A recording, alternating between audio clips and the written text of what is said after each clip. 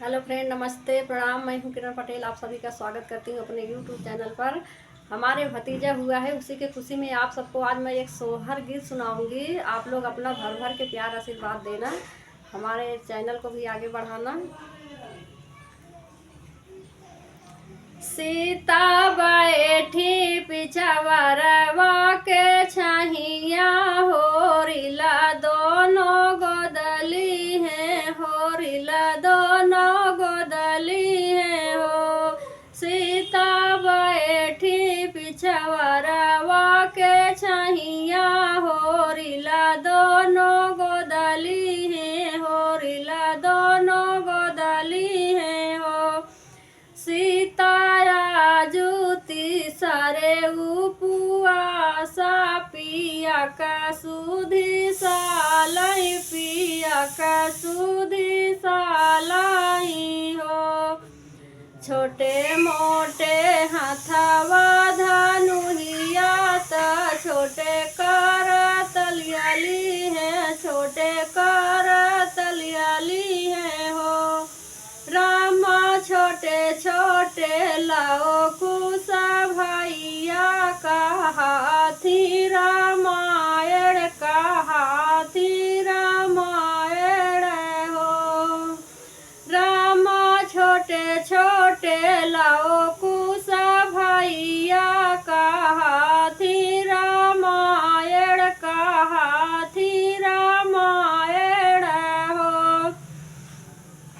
पहिला कहना राम जन्म, दूसरे धानु बाड़ा, दूसरे धनुष बाड़ाई हो। रामा तीसरे माँ प्रभु उपवास, सिया वन में हरि गए हो। रामा तीसरे प्रभु उपवास, सिया के वन में हरि गए हो।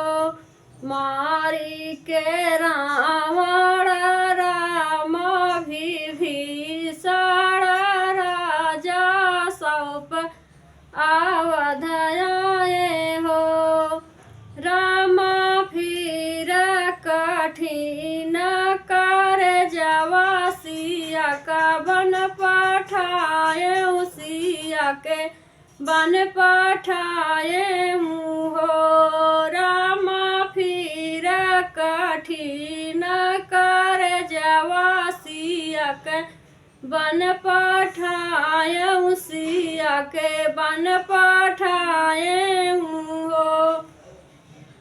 सगर्यु रामायण का ही डार, नियर गाई के सुनाए, नियर गाई के सुनाए नी हो। सगर्यु रामायण का ही डाल, नियर गाई के सुनाए नी हो।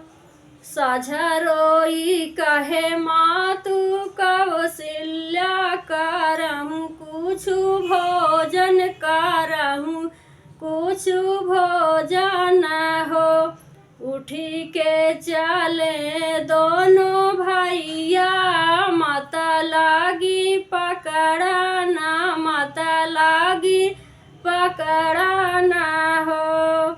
उठी के चले दोनों भैया, माता लागी पकड़ना, माता लागी पकड़ना हो।